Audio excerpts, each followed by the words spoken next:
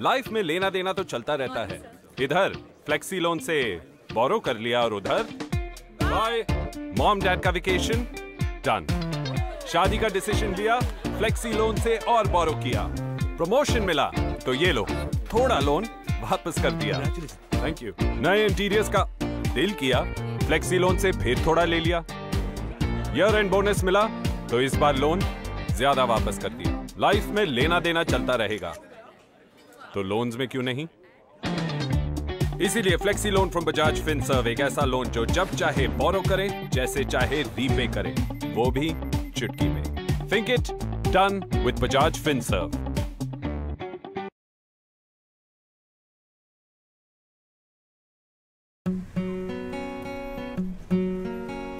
Hello, हर season के लिए नए इंटीरियर्स? हाँ, वो भी हर रूम के लिए।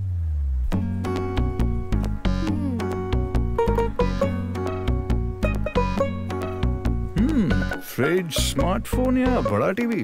तीनों क्यों नहीं? अरे ये तो शॉपिंग लिस्ट में नहीं था। सो अब शॉपिंग कार्ट में तो है। सॉरी। अच्छा, नए आउटफिट्स की विश लिस्ट। विश क्यों? Just add to cart and buy. तो ये सब EMI पे? और वो भी चुटकी में। On India's fastest growing EMI network. Think it done with Bajaj Finserv.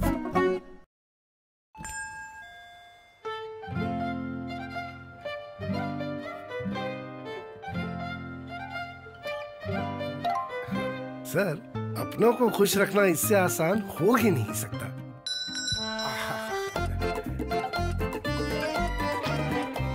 साहब, अपनों को खुश रखना इससे आसान हो ही नहीं सकता।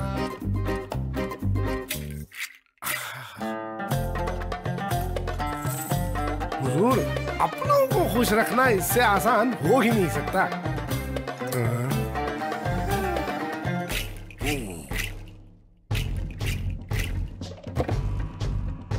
अपनों को खुश रखना इससे आसान। अपनों को खुशियां दिलाना आसान नहीं बनाते तो आगे कैसे बढ़ते। इसीलिए हम जो भी करते हैं उसे बेहतर बनाते आ रहे हैं, बनाते रहेंगे। Bajaj Finserv, think it done.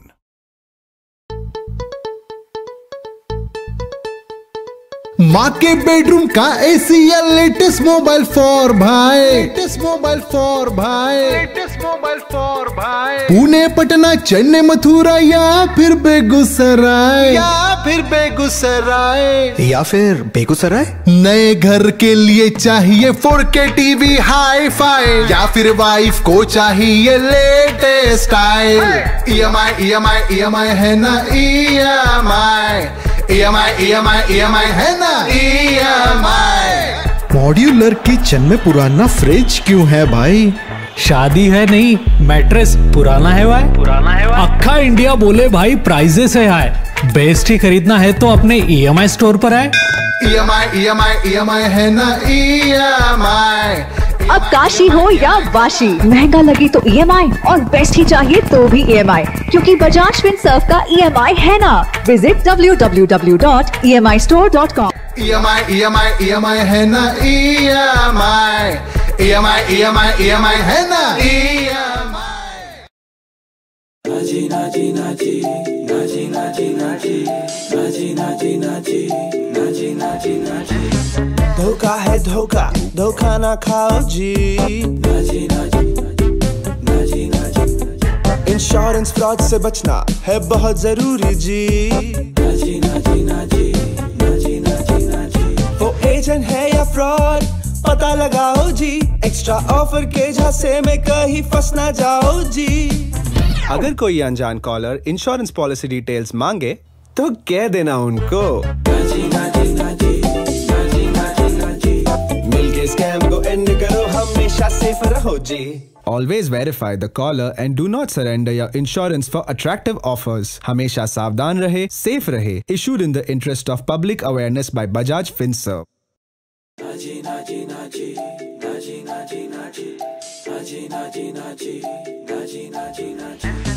धोखा है धोखा, धोखा ना खाओ जी। जो होगा सो होगा ऐसे ना सोचो जी। कॉल पे कोई पूछे OTP दो ना जी, तो कह देना उनको मिलके स्कैम को एंड करो, हमेशा सेफ रहो जी।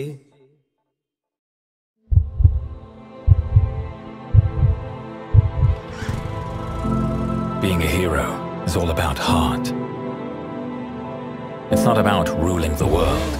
It's about owning it. It's not about winning a race. It's about delivering a smile to the human race. It's about a spirit that just cannot be confined by geographies.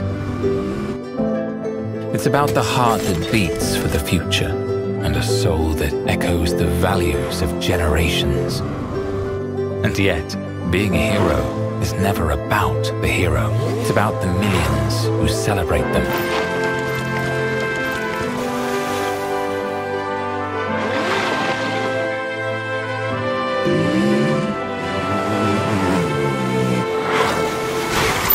Hero Motorcorp, the motorcycle leader.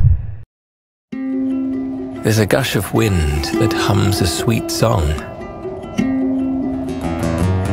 There's a gush of wind that fights like a hero to fill the world with possibility.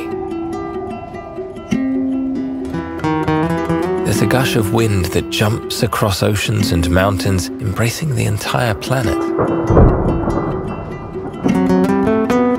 There's a gush of wind that blows away darkness.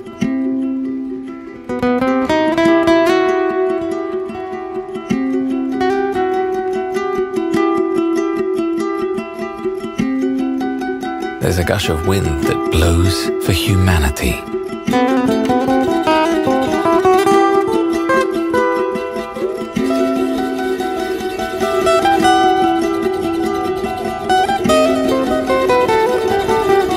Because at Hero, we care. In 1868, the Tata Group was founded on a philosophy that put the community at the heart of its existence. Today, we are $100 billion global enterprise.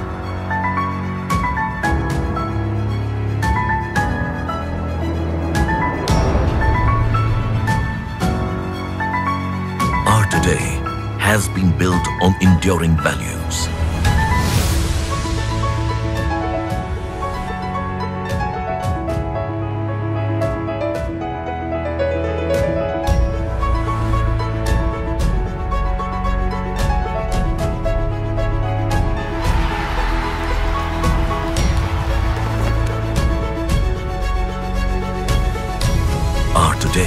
Is about delivering excellence across business sectors.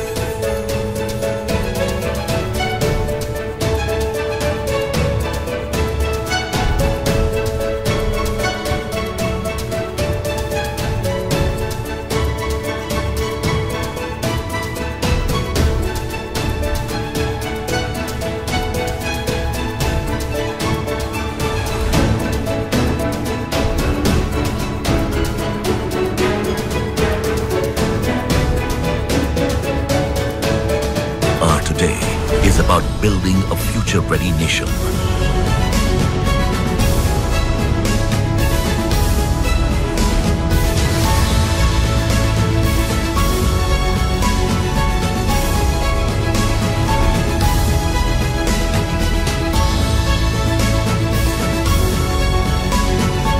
Our today has a strong foundation with community at its core.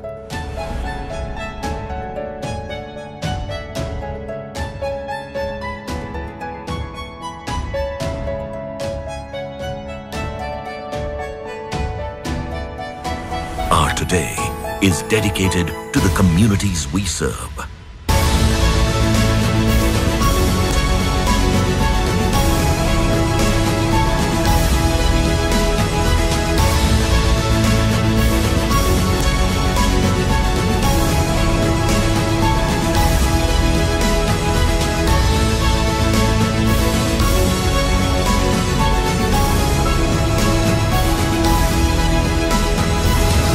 Our today is always about more than just today.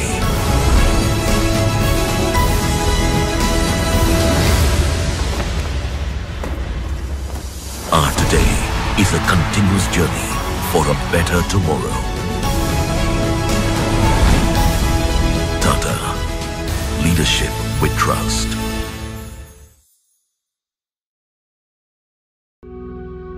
Behold, the story of victory, of life over malady. Behold the saga of power, of science over sickness. Behold the tale of triumph, of dedication over disease. Behold the rise and rise of Cadila Pharmaceuticals Limited, one of India's largest privately held pharmaceutical companies based out of Ahmedabad, Gujarat, India. Cadila Pharmaceuticals was born out of the vision of a legend who left an indelible mark in the chronicles of Indian pharmaceuticals industry. He was Indravadan Ambalal Modi, the founder chairman of the company, rightfully christened as the medicine man of India. His vision to alleviate pain of the underprivileged through research-driven innovations has been driving Cadila Pharmaceuticals for more than 6 decades now. Innovations which are backed by the key strengths of the company, the state-of-the-art manufacturing and research facilities. The flagship manufacturing facility at Dholka, Gujarat, sprawls over 100 acres. This avant-garde facility is US FDA approved, besides meeting most of the stringent quality standards across the globe. It manufactures tablets, capsules, injectables, liquids, and orals. The second formulations manufacturing facility is located at Samba in the state of Jammu and Kashmir.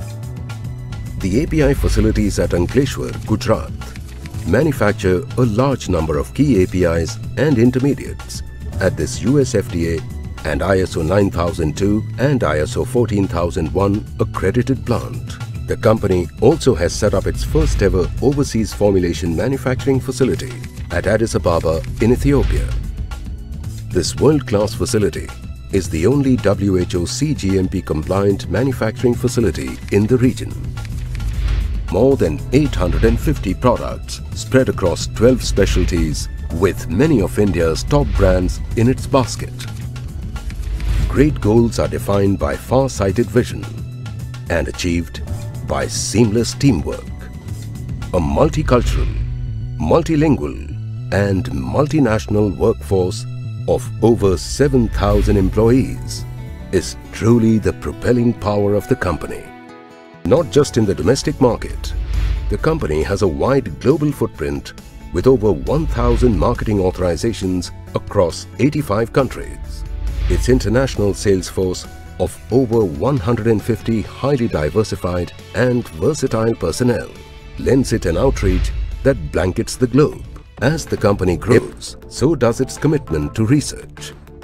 Manned by more than 350 scientists, the R&D facilities of Cadila Pharmaceuticals at Dholka, Gujarat is an institution of breakthrough innovations. To take the focus on innovation to the next level, it partners with leading international companies to discover newer treatments. The Cadila Pharmaceuticals Group is gigantic. Its group companies complement and expand the dynamic vision of the company across new avenues of healthcare and newer fast-paced business areas. Cadila Pharmaceuticals is a gentle giant. Decades of dedicated research, groundbreaking healthcare innovations, and worldwide impact proves the infinite potential of one powerful emotion. Care. The success of Cadila Pharmaceuticals bears testimony to the fact that the care continues.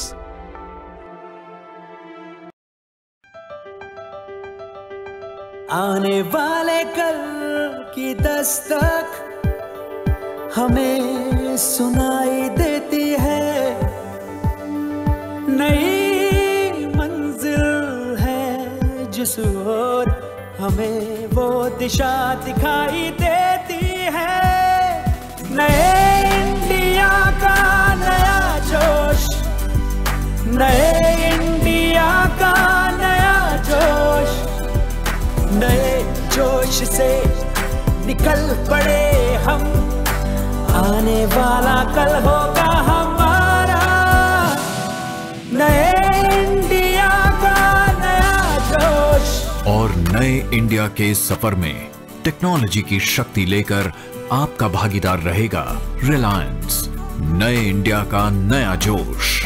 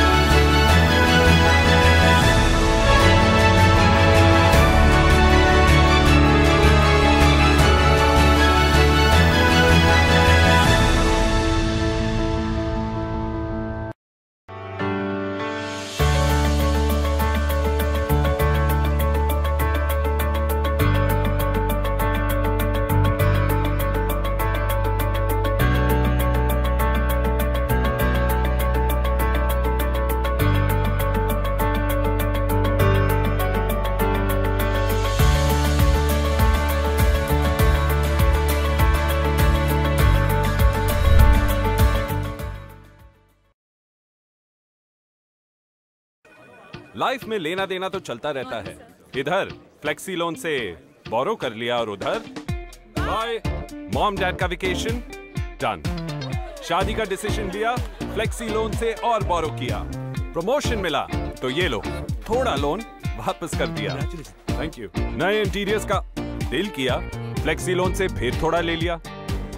Year and bonus मिला तो इस बार loan ज्यादा वापस कर दिया। Life में लेना देना चलता रहेगा तो लोन्स में क्यों नहीं।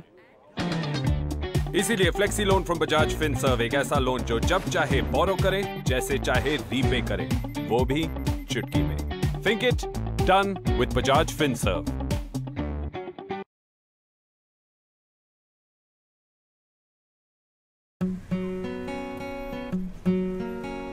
हेलो, हर सीजन के लिए नए इंटीरियर्स? हाँ, वो भी हर रूम के लिए।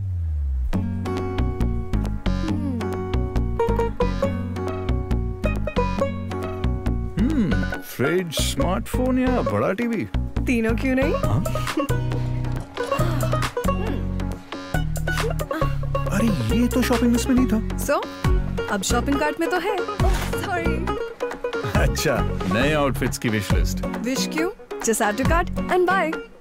तो ये सब EMI पे, और वो भी चुटकी में। On India's fastest growing EMI network. Think it done with Bajaj FinServ.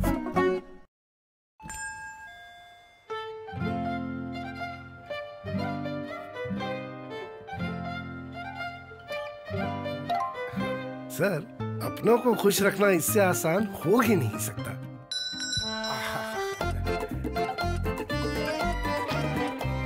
साहब, अपनों को खुश रखना इससे आसान हो ही नहीं सकता।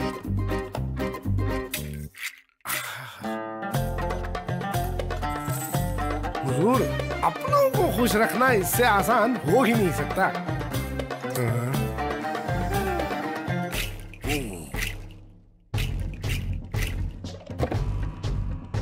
अपनों को खुश रखना इससे आसान। अपनों को खुशियां दिलाना आसान नहीं बनाते तो आगे कैसे बढ़ते। इसीलिए हम जो भी करते हैं उसे बेहतर बनाते आ रहे हैं, बनाते रहेंगे। Bajaj Finserv, think it done.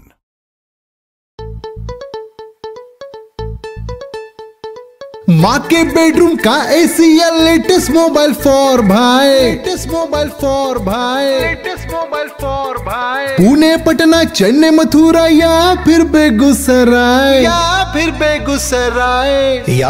Begusarai. नए घर के लिए चाहिए 4K टीवी हाई फाई, या फिर वाइफ को चाहिए लेटेस्ट स्टाइल। EMI है ना, EMI है ना, EMI। मॉड्यूलर किचन में पुराना फ्रिज क्यों है भाई? शादी है नहीं, मैट्रेस पुराना है भाई। अक्खा इंडिया बोले भाई प्राइजेस है हाई, बेस्ट ही खरीदना है तो अपने EMI स्टोर पर आए। EMI है ना, EMI। अब काशी हो या वाशी, महंगा लगे तो EMI और बेस्ट ही चाहिए तो भी EMI, क्योंकि बजाज फिनसर्व का EMI है ना। Visit www.emistore.com। EMI है ना, EMI है ना, EMI। नाची नाची नाची नाची नाची नाची नाची नाची नाची नाची नाची नाची। धोखा है धोखा, धोखा ना खाओ जी। नाची नाची नाची नाची। इंश्योरेंस फ्रॉड से बचना है बहुत जरूरी जी। नाची नाची नाची नाची नाची नाची। वो एजेंट है या फ्रॉड पता लगाओ जी। एक्स्ट्रा ऑफर के झांसे में कहीं फंस ना जाओ जी। अगर कोई अनजान कॉलर इंश्योरेंस पॉलिसी डिटेल्स मांगे तो कह देना उनको। मिलके स्कैम को एंड करो, हमेशा सेफ रहो जी। Always verify the caller and do not surrender your insurance for attractive offers. हमेशा सावधान रहे, safe रहे. Issued in the interest of public awareness by Bajaj FinServ. नाची नाची नाची नाची नाची नाची नाची नाची नाची नाची नाची नाची। धोखा है धोखा, धोखा ना खाओ जी। नाची नाची नाची नाची। जो होगा सो होगा, ऐसे ना सोचो जी। नाची नाची नाची नाची नाची नाची। कॉल पे कोई पूछे OTP दो ना जी, तो कह देना उनको। नाची नाची नाची नाची नाची नाची। मिलके स्कैम को एंड करो, हमेशा सेफ रहो जी।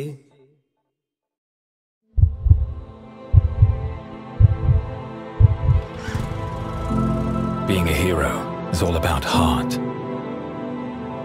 It's not about ruling the world. It's about owning it. It's not about winning a race. It's about delivering a smile to the human race. It's about a spirit that just cannot be confined by geographies. It's about the heart that beats for the future and a soul that echoes the values of generations. And yet, being a hero is never about the hero. It's about the millions who celebrate them.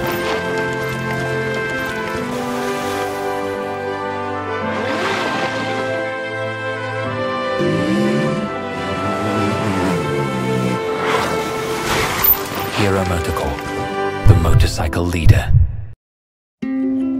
There's a gush of wind that hums a sweet song. There's a gush of wind that fights like a hero to fill the world with possibility. There's a gush of wind that jumps across oceans and mountains, embracing the entire planet.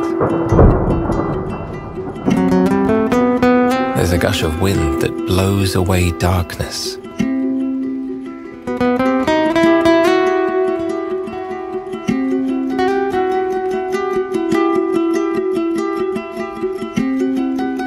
There's a gush of wind that blows for humanity.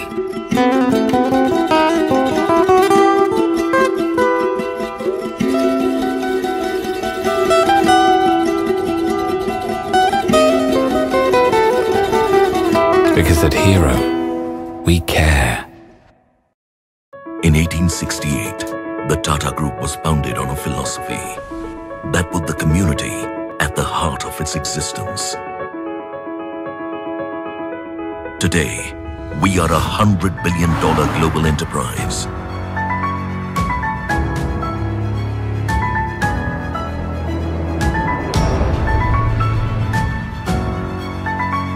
Our today has been built on enduring values.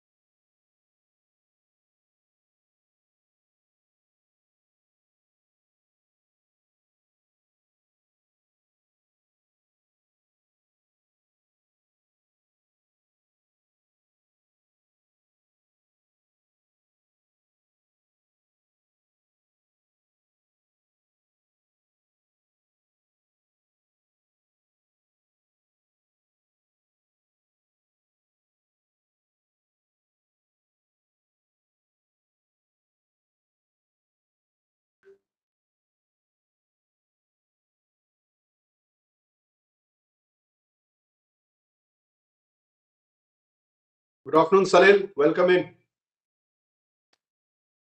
Hi, everyone. Hi, Sadil. Hi.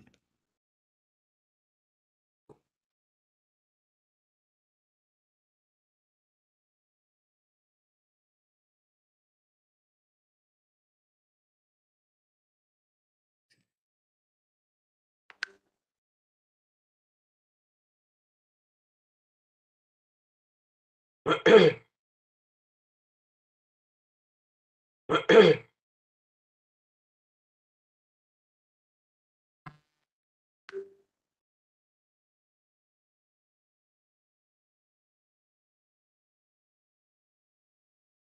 afternoon, ladies and gentlemen. We are live and we are waiting for the Honorable Minister to join. Just bear with us. Thank you.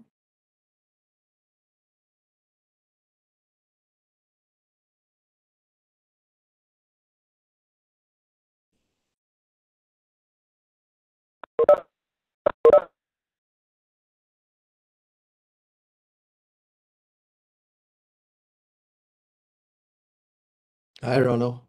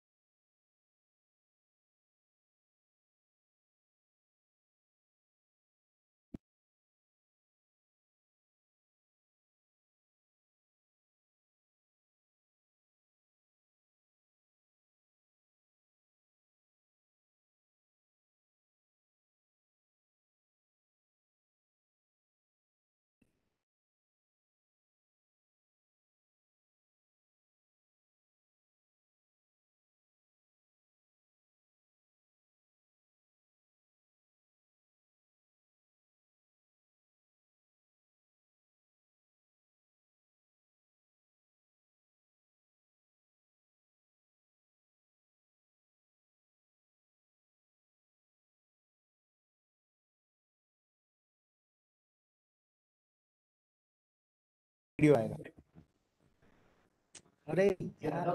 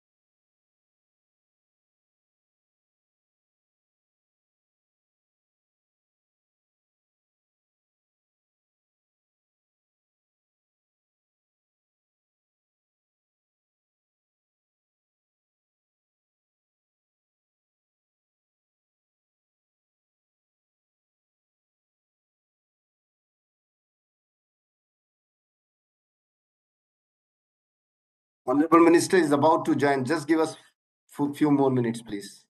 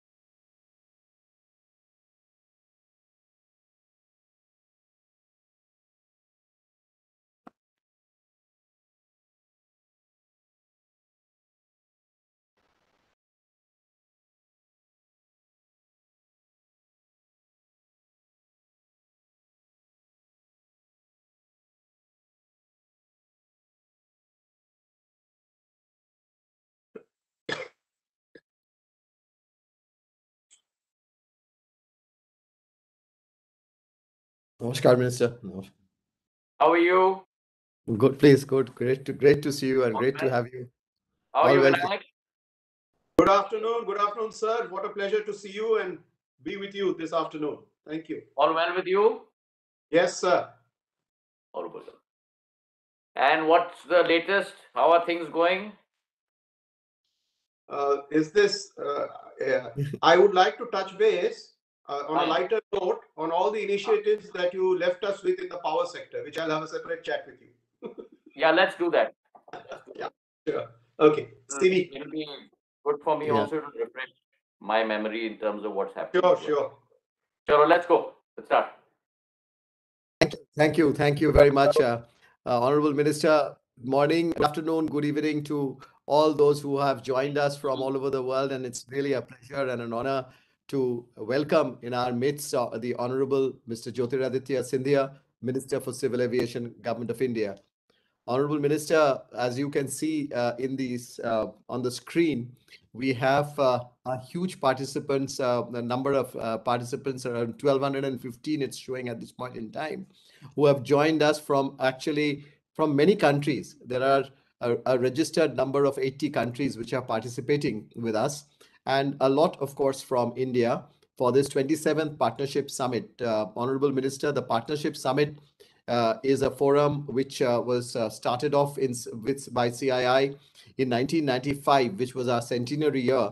And since then, we have been actually bringing the world together to the summit to discuss many issues and engage thought leaders, international thought leaders, businesses, policymakers, leaders in the government in shaping debates on global economic dimensions, as well as our growth stories, India's growth stories, India's external engagements, and so on. This one is a 3-day summit, Honorable Minister, and we have 200 odd speakers, 20 honorable ministers from overseas, and 10 from India, and 50 sessions that we have across these 3 days. So this is a very comprehensive summit which I wanted to mention to you, and we have at CII had the phenomenal pleasure and, of course, the honor of working with you, getting your inputs and guidance from time to time.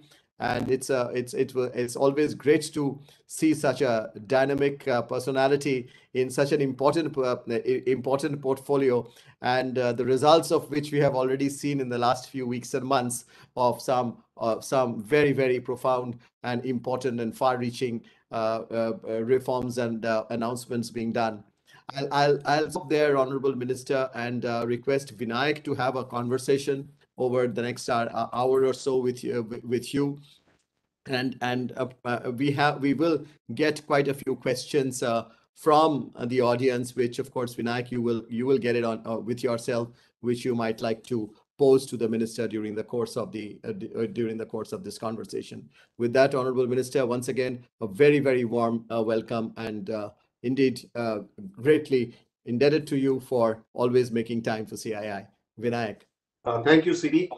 Jyotiraditya ji, warm welcome and good afternoon from CII and from my side. It's indeed a pleasure to see you as the Ministry of Civil Aviation. Striking a personal note, I must say I enjoyed the many vigorous interactions with you as part of the advisory group in the Power Ministry under your leadership, and they were great times. As you said, we'll catch up on that later. On the session today, I just wanted to do a little bit of time management in the beginning with you so that we can pace ourselves appropriately. I am told that you must leave at 3:15. Does that still hold, or do we get some extra time with you?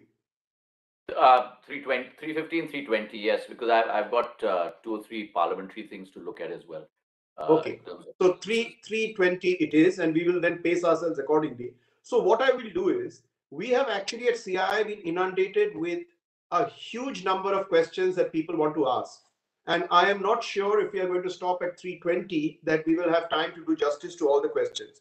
So what I have done is, I have agglomerated them, and I will just highlight them in small bullet points and leave it to you whether you wish to touch any of those in your discourse immediately after I finish. So let me just rush through those bullet points and leave them for your. Vinayak, if I may, would you? I much more prefer a dialogue than a monologue. So, rather than me giving a discourse, as you called it, quote unquote, if you just want to do a Q&A, that's fine by me. I mean, I can speak on this sector for the next 35 minutes. I don't have an issue, but I'd rather sort of be able to answer very pertinent, particular, and targeted queries rather than go all over the place. Okay, very good. That option is yours. I leave that to you, whatever you'd like. Oh, that's perfectly all right. Let me then set the ball rolling by posing you 3 issues. They are not questions, there are 3 issues. There is intense public curiosity on how the Air India divestment process is moving forward. So it's just public curiosity. So I think everybody is keen to hear that. The next important issue that people want to hear is, what are your views on? I just have the minister off my screen. Is that for me or for you? Yeah, years back. Okay. So the next question. If it's not related to Air India, let me just let me take the issue on Air India, and then we can move on to the next. Yes. Then I'll do it one at a time. We'll do it one at a time. Perfect. So Chandrajit, Vinayak, and all the members of CII who are present in this partnership summit. It's a great pleasure to be back at CII. It's a forum that I've had the honor, I may use that term, of being a part of for the last 20 years that I've been a public servant, and many an old friend and many an old acquaintance and people with whom I've worked very closely with. It's great to have 1249 people live on CII Hive. So welcome to all of you. The first question, or the first issue that's been raised by Vinayak, is the issue of Air India. Now, here is an example for you of a government that believes in being very dynamic, being result-oriented. And what does dynamic and result-oriented mean? Dynamic and result-oriented means necessarily being part of the process of learning and unlearning. And the Air India case is a case in point for you, where the government has gone through a very clear iterative process with the end goal of making sure that this is a successful transaction. You have in our case in point, a company which was initially profitable. I don't want to go back into the history, but because of many unfounded decisions that were taken, it's a company that was pretty much driven into the ground. And therefore, you had a one-time Navratna now laden with a close to a 52,000 crore debt infusion, another 54,000 crores worth of government guarantees. That makes for you a liability of close to 104 crores. Prior to that, an equity infusion of 36,000 crores by the government, and a current debt portfolio as we speak of 62,000 crores. So sum total, all in all, you're talking about a 2 lakh crore bill for the singular purpose of being able to run an airline.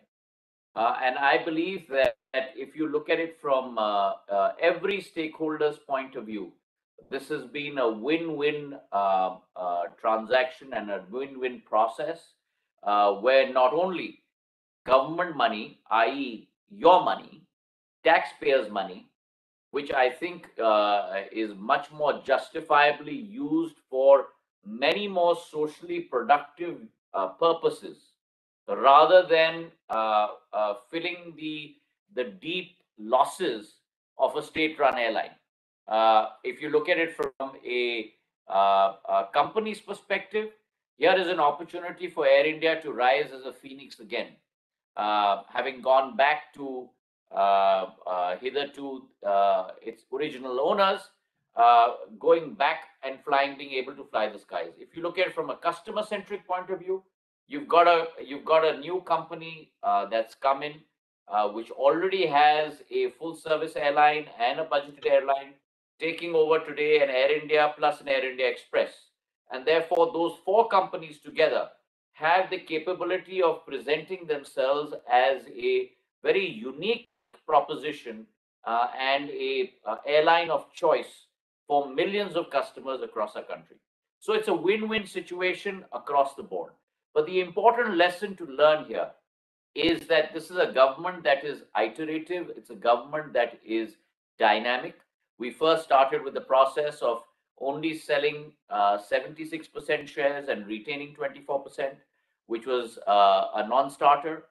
We then moved to the process of selling the whole company along with all of its debt, which also turned out to be a non-starter. We then iterated and we said we would go to the enterprise value method, wherein when the bidder bids, whatever value he bids, a fixed amount of debt of close to about 26,000 crores will be taken over by the bidder. That too turned out to be a non-starter. And therefore, we iterated again. And the final iteration that we came up with was an EV, where the bidder will decide the amount of debt that the bidder will take on. 85% of the EV value will be the debt taken on, the current debt of Air India will be taken on by the successful bidder. And 15% will be the cash value, which will be given up front from the point of view of an equity infusion. And therefore, when you had a transaction put together like this, God willing, we had two successful bidders come in. The winning bidder was upwards of 18,000 crores, and therefore that bidder took on 15,700 crores of the current debt portfolio of Air India, which amounted to 62,000 crores, and then would be paying 2,700 crores to the government of India for the equity portion. So you've had a process which has been vigorous. You have a process which has been iterative. You have a process which has been dynamic and result-oriented. And as a result of these three factors, you've got a transaction that has been consummated. Now, Vinayak's question is, where are we in that process? The shareholder agreement, as you all are well aware, has been signed in the month of November. Today, we are in the process of closing all the conditions precedent. I'm very confident that at the turn of the new year, you will have the transfer of Air India to its new owner, and we wish the new owner all the best in making sure that Air India flies high again across the world. Thank you, and congratulations for effecting this transition under your stewardship. Extremely well done, and I think the world is applauding for this bold decision finally having been taken. I'm going to ask you one more question, and then I'm going to follow that up by asking Mr. Salil Gupta of Boeing to raise his question. But my question before that is as follows. The next big public interest is about international travel. What are your thoughts on further opening up of international travel with or without bubbles? Simple question. Well, as you're well aware, Vinayak, that's all dependent on Omicron. And as you've followed me very, very closely, when I took over in very early of July, we were recovering and from the horrendous second wave in India. We were down to 50% of capacity, which we then raised to 65% of I'm talking about domestic capacity. And then in an iterative process again, I was looking at the volume charts on a daily basis, tracking them. And as if for those who don't follow the industry so closely, Sunday is a high day and Tuesday is a low day in terms of travel. And therefore, I was following this graph and I put together certain formats and certain processes which would then give us the signals as to when we need to increase capacities. Prior to pre-COVID, our highest capacity was close to 4.2 lakh passengers per day. We are today at ranging between 3.7 to 3.95 lakh passengers per day. So we are roughly about 5 to 7% off pre-COVID levels. And therefore, this increasing of capacity has been a slow, gradual process. You have to put the cart before the, in many senses, the cart before the horse in this industry, because you need to be able to augment capacity to allow for seat load factors to go up. And that's the process that we followed. And therefore, it was a very gradual and monitored process where we went from 50% to 65% to 72.5% to 85%. And finally, on the 18th of October of this year, we went to 100% capacity in India. We are today running, as I mentioned to you, between 3.7 to 3 lakh passengers per day on a seat load factor ranging between 75 to 81%, which is a very healthy seat load factor. Keeping that in mind, I was looking at opening up international travel. But as you're all aware, just on the anvil of that, we got hit, i.e. the world got hit by Omicron. And therefore, Omicron has been raging virulently and violently across the world. And therefore, all countries, again, then decided to contain international exposure. And that we did the same in India. As on date, we have about 12 to 13 countries on our at-risk list. Passengers from those countries on airlines are being tested. All of them are being tested at our domestic airports. Again, that's a very detailed process that I have gone through. I am of the mind that we need to, keeping in mind health, because we cannot disassociate ourselves from COVID. And therefore, keeping in mind health, we are working closely with the health ministry. When we tide over Omicron, we can look at going back to normalcy, even vis-a-vis international travel. But I cannot give you that date today because it's not dependent on me and incumbent on me. There are a host of other factors, host of other ministries that I have to coordinate with and watch the situation as it unfolds over the next couple of weeks. Yes, this uncertainty is noted. And may I now request Mr. Salil Gupta to pose his question, please? Salil Gupta from Boeing. Hello. Hi, thank you so much. Thank you for joining us today. Minister, my question is related to international travel, but it's in a broader sense of the role that India can play. So as we look forward, potentially past Omicron, again, we don't want to overlook it, but as we eventually look at the recovery of the industry, one of the things that's going to be very important is some sort of international alignment or consensus on vaccination. Of course, we all know the good work and advocacy that was done by various governments on ensuring that Indian vaccines were accepted around the world.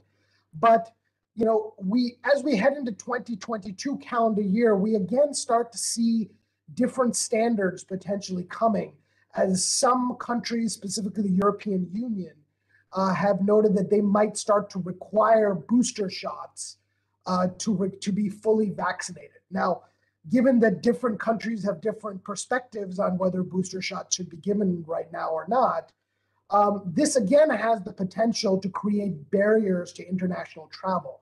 And really, this can only be handled by a coordinated international approach done via an international body like ICAO, for example, the United Nations body for aviation. India at the moment has the chair, Ms. Shafali Juneja, has the chair of the security committee of ICAO, and it's a quite influential position. So my question was, would it be possible for Ministry of Civil Aviation working with the Ministry of External Affairs to try to take this topic up at the ICAO level and try to work towards some global consensus on what qualifies as fully vaccinated in 2022? Else we risk this disconnect happening and cutting off international travel yet again. So my short answer to Salil's long question is civil aviation cannot trump health of an individual country. In a democratic setup, each country is empowered and has a right to determine what it wants to secure from a health point of view with respect to its citizens. And therefore, I don't think that civil aviation has the right, or civil aviation should interfere in that process. Every country has different rules with regard to international travel right now, and understandably so. It depends on various countries' risk appetite, and you cannot disagree with whatever each individual country determines its risk appetite is. And therefore, that decision is best left to every individual country rather than for us to impose a worldwide sort of rule, if you may, in terms of what is the apt number of boosters or the apt number of cover that one would want for every citizen to enter that particular country. Okay, thank you. Thank you, Jyotiraditya ji. I'm now going to move to a sector where you have earned huge amount of appreciation from industry and private sector and technocrats. It's about drones. I think I have been watching the drones policy for a long time now, and it was so restricted. And I have now seen the latest version, which is market friendly. It's based on trust. And has been received very well by industry. It is still restricted to line of sight, but I know there's a version 2 on the anvil, which is soon going to extend the reach and power of drones. Would you like to give us a short brief on your thinking in this regard? Well, I think here is another example of really the Prime Minister's foresight in India traditionally has been a follower of technology. We have not been a leader of technology. And the Prime Minister was very clear in his articulation, in his directives to us, that here is an opportunity which has just arisen on the world landscape. And therefore, India has the opportunity to become a global leader in this area. And therefore, we've got to put our pedal to the metal and really translate this into India becoming the global drone hub by 2030. In that light, we decided to relook at a policy that had just been announced in March of this year. And we just cut out all the instead of the word flab, I will say the word flak, which in many ways would hold the industry back. And we came out with a new robust policy, which, as Vinayak ji said, bases itself on trust, and not only trust, but also self-certification. Yes. And this policy reduced the number of forms because government is known by its paperbaji. And Prime Minister is very clear in terms of torching all the paperbaji. And so we've gone from 25 forms to 5 forms. We've gone from 72 types of fees to only 4 types of fees. We have gone from no role of DGFT in terms of the licensing of drones. We've gone to a 15-day period for DGCA to be able to license drone operators and drone schools. So there are a number of landmark steps that have been taken in this policy in a period of 4 to 5 months. And what industry should be very happy with, Vinayak, is that within 3 weeks of a new sunrise sector policy initiative being announced, the government then follows it up with a productivity-linked incentive scheme for that sector. And just look at the size of the productivity-linked incentive scheme. For an industry that is in its nascency in India, a turnover of only 60 crores, the incentive over a 3-year period has been announced at 120 crores, which is 2x the size of the current industry today.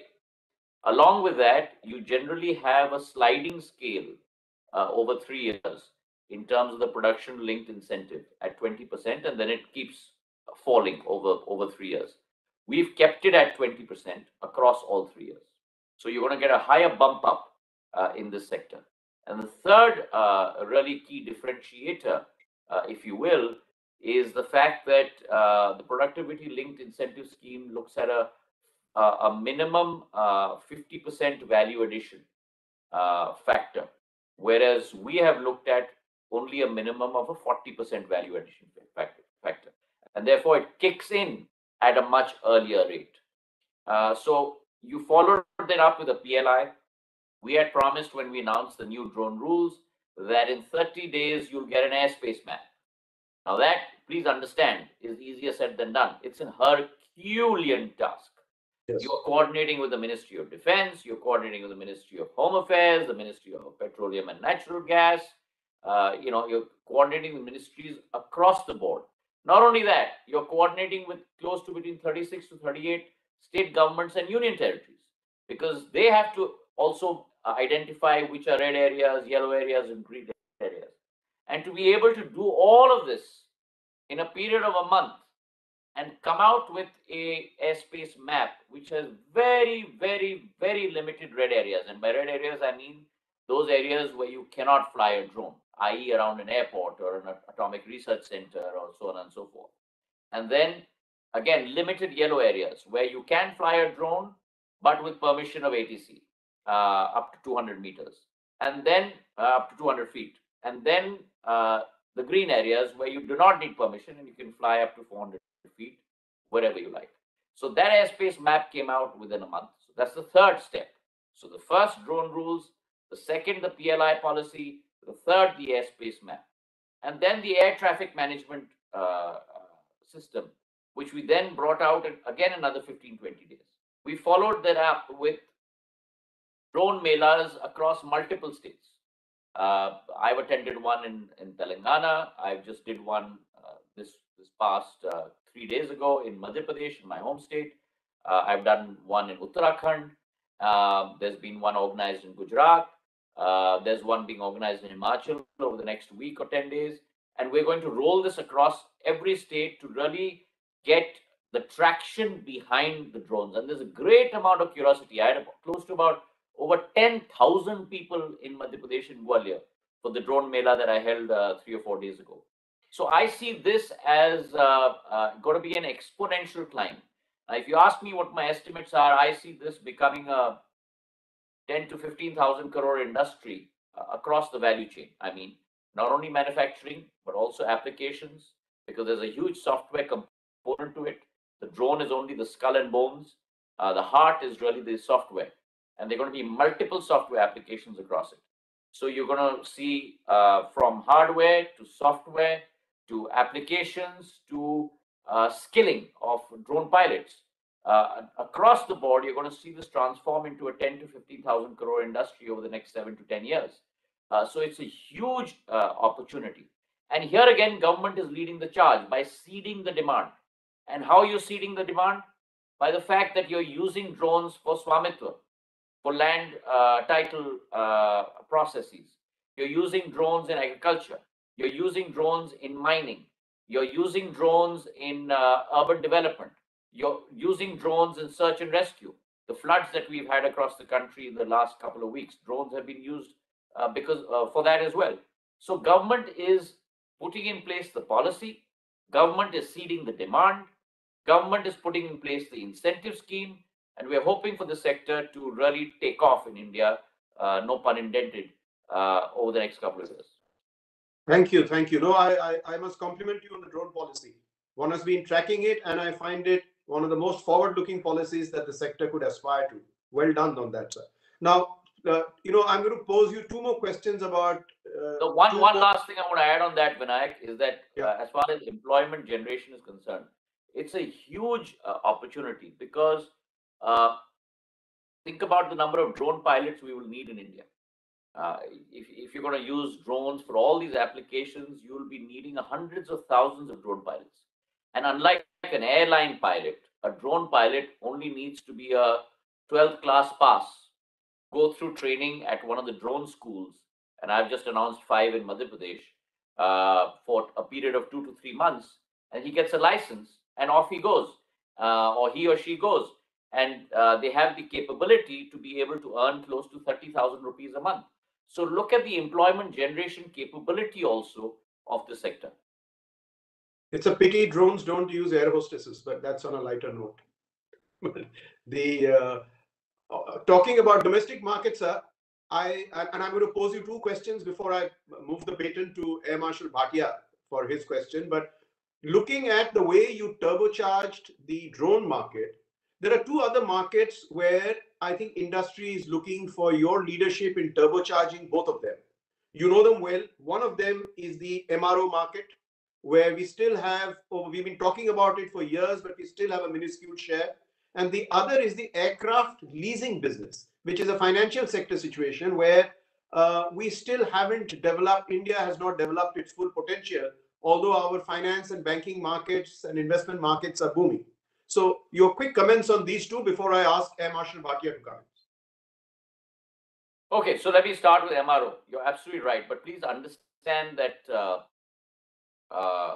like in any industry, you need to have a certain level of a base before you set up the ecosystem. Just like what we went through, Vinayak, in the case of the auto industry in India, where once you had a Maruti Suzuki come in and you had some other majors come in like a Ford and etc., you started developing an ecosystem of OEM and auto component companies developing around them in that particular area. The same is the case with regard to the civil aviation business. Now that you attained the required amount of scale, both in terms of number of airports and in terms of the number of travelers, and in terms of hopefully the number of planes. We are still at 710, which is much lower than Europe and the US and other countries. But you attain that level of scale. I think it's imperative that we look at the whole of civil aviation approach. And the whole of civil aviation approach talks about the government and the ministry not only concentrating on airlines and airports, but on the whole ecosystem. And the whole ecosystem is FTOs, flying training organizations, MROs, cargo handlers, aircraft manufacturing, regional airlines, helicopters. All of that has to now develop as an ecosystem in India. And this is the time now to start putting the foundational steps in place to be able to do that. The civil aviation sector in India is a 90,000 crore industry. 15% of that is MRO. So you're on about a 13,500 crore industry, about $1.5 billion roughly, or $2 billion. Of that, 85% is offshore today. Only 15% is onshore. So it's a 2,000 crore industry in India, and 12,000 crores goes offshore. It's important now to get some of that onshore. So the first thing I did was, again, looking at the archaic MRO policy that we had in place, I brought in place a new MRO policy where I have abolished all royalty, I have abolished all rentals, and therefore making it a much more level playing field in light of ease of doing business in India, and making it attractive for MRO companies to come in. The second thing I'm doing is starting a dialogue with a number of these MRO companies to now start bringing them into India. And the third thing that I'd like industry to do, and I see some of them on the screen with me, whether it is Boeing or whether it is Indigo or other airlines, is when they are now securing orders for fleet expansion, they must also put the impetus and the thrust on OEM suppliers to be able to bring those MRO capacities into it. And I think we have the engineering base to be able to do that. So again, the policy construct is in place. The market is there. The demand for aircrafts are increasing. We now need to work in a concerted effort together. And on this, from this platform, I'd like to urge both industry and OEMs, please work with us to make this possible, because it's something that's going to help you in the longer term. There are all kinds of barriers today in terms of even sending engines abroad for repair and bringing them back. I'm trying to dismantle those as well. But we need to work in a concerted effort together and look at a whole of civil aviation approach, which I need to have as a minister, and so do the airline companies and the aircraft manufacturing companies, and not only look at their particular interest only. On the second question that you asked me, which was with regard to aircraft leasing, the finance. Yes, that's extremely important. Today, Ireland, Hong Kong, and one or two other countries are the leaders. Ireland has 60% of the market. Again, the regulatory structure was missing. We have now set up that IIFSC in Gujarat, in Gandhinagar. It's off to a flying start. We've also put in place all the financial terms that need to be there to allow it to become a leasing hub, such as allowing financing and leasing to be a financial product, scrapping the concept of stamp duty on aircraft leasing. The Gujarat government has already done that, for which I thank them. And we've had 6 leasing companies that have set up shop in Gift City as we speak, aircraft leasing companies.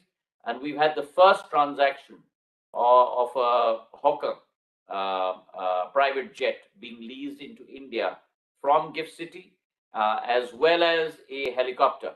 So, well, as they say, well begun is half done. We've started off on the right footing, and I hope we multiply these numbers as we go along. Great to hear that. Thank you. And may I now ask Air Marshal Bhatia to please come in with your question, sir? Thank you very much, Vinayak. And first of all, may I compliment the Honorable Minister, Mr. Scindia, for the slew of reforms that you have undertaken to promote helicopter operations and urban air mobility. And I can assure you that these reforms will go a long way in making these operations more cost-effective and efficient.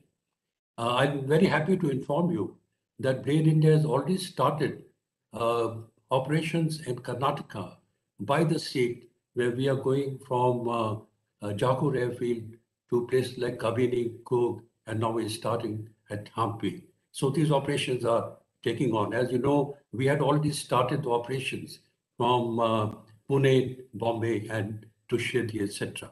So we're moving forward to that.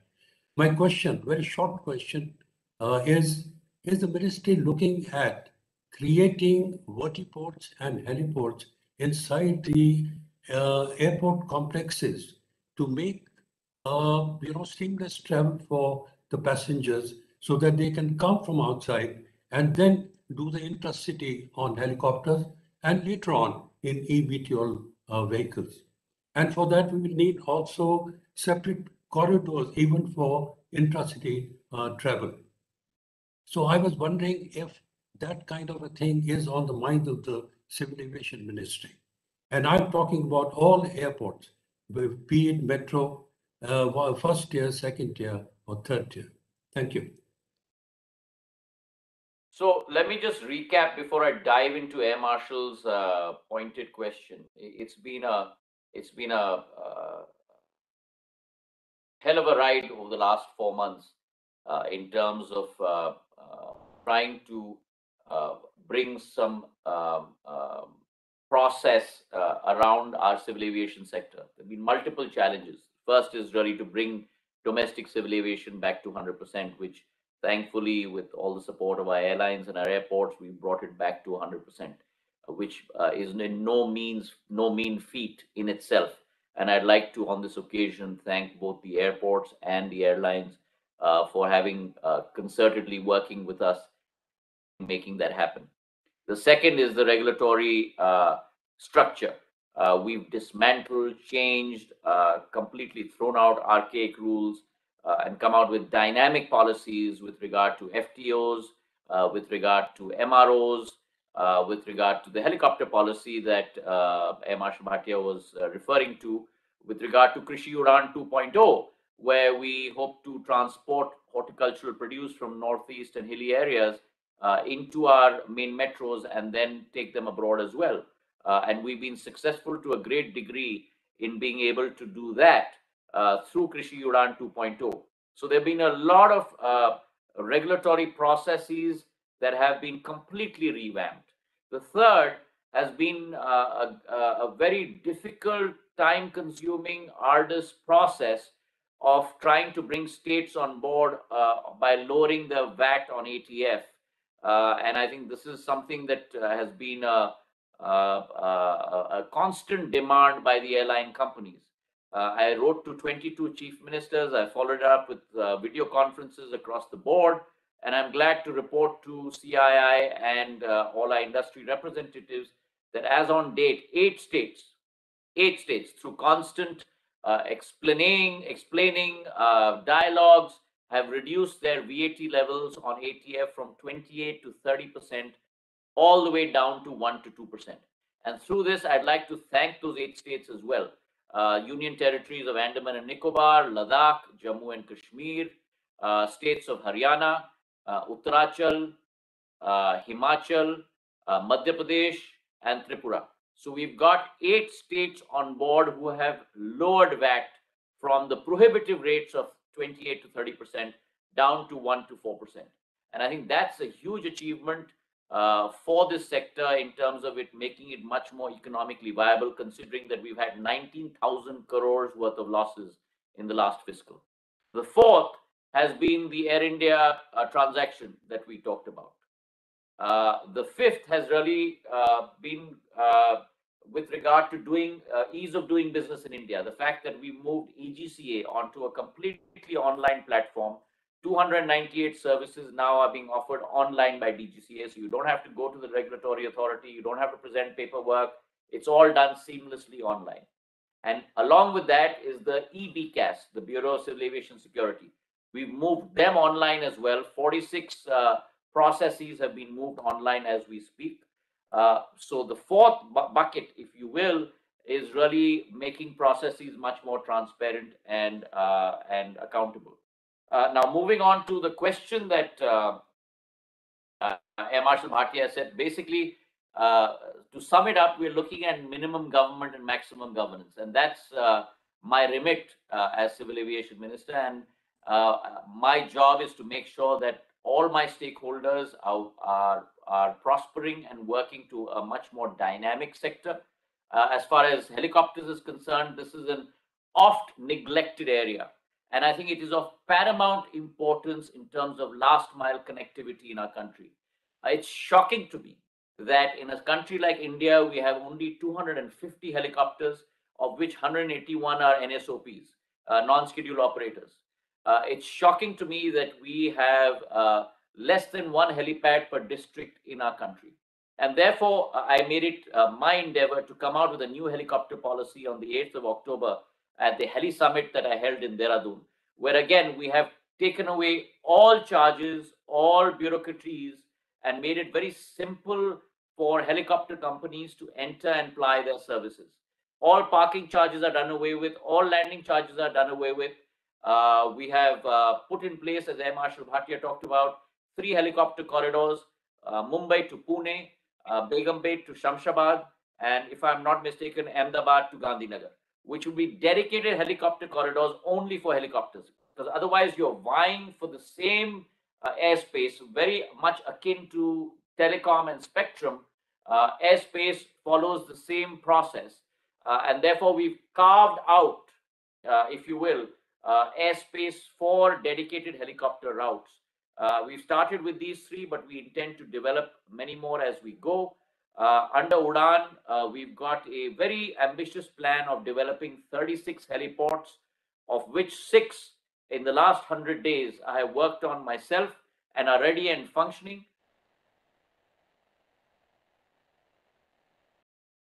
That have been unleashed in the last 100 days between Uttarakhand and Himachal. And finally, we are also looking at putting in place HEMS, which is the Helicopter Emergency Medical Services, where the first 7 minutes are the golden period to be able to save a life. And I'm working along with the Ministry of Road Transport to try and see if we can develop helipads along our major highways, especially Bombay, Delhi, and so on and so forth, where if there, God forbid, but if there's an accident, we can evacuate people by helicopters. So the underpinnings are in place to really launch the helicopter industry in India. There are other issues from a fiscal standpoint in terms of customs duty on imports of helicopters and so on and so forth. I have sensitized the finance minister on those issues, and we're working towards resolving those issues as well. So it's a multi-pronged strategy here at the Ministry of Civil Aviation to make sure that this sector becomes robust. I've had multiple meetings with my colleagues, my senior colleagues, the Minister of Finance, with regard to excise duty on airlines, many more issues which relate to MROs, which relate to helicopters. I've had a meeting with the Raksha Mantri, Rajnath Singh ji, on many issues in Air Force airports where civil enclaves need many more impetus and permissions, a flexible use of airspace, which Prime Minister has pioneered, carving out the Air Force airspace much more for civilian, much like Spectrum again. And finally, I've had multiple dialogues with the External Affairs Minister in terms of our international viewpoint with regard to civil aviation. So here in the Civil Aviation Ministry, we are following a very multi-pronged strategy. I have a dashboard in place for which there is a weekly review every Monday from 9 a.m. to 11:30. Every single point is attended to, a follow-up is done, and the 9 advisory groups that I've set up within this ministry are met with on a monthly basis, where, like Vinayak said in the Power Ministry, I am as accountable to that advisory group as they are to us in terms of the steps we need to take going forward. Thank you, Minister Ji. We have held you longer than we had promised to. You had wanted to leave at 3:20 or 3:25.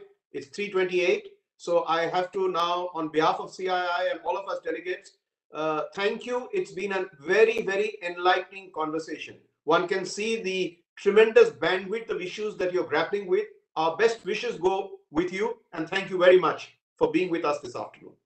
Thank you. Thank you very much, Vinayak, Chandrajit, and all industry participants that are present. Thank you. It's been a pleasure. Thank you very much. Thank you.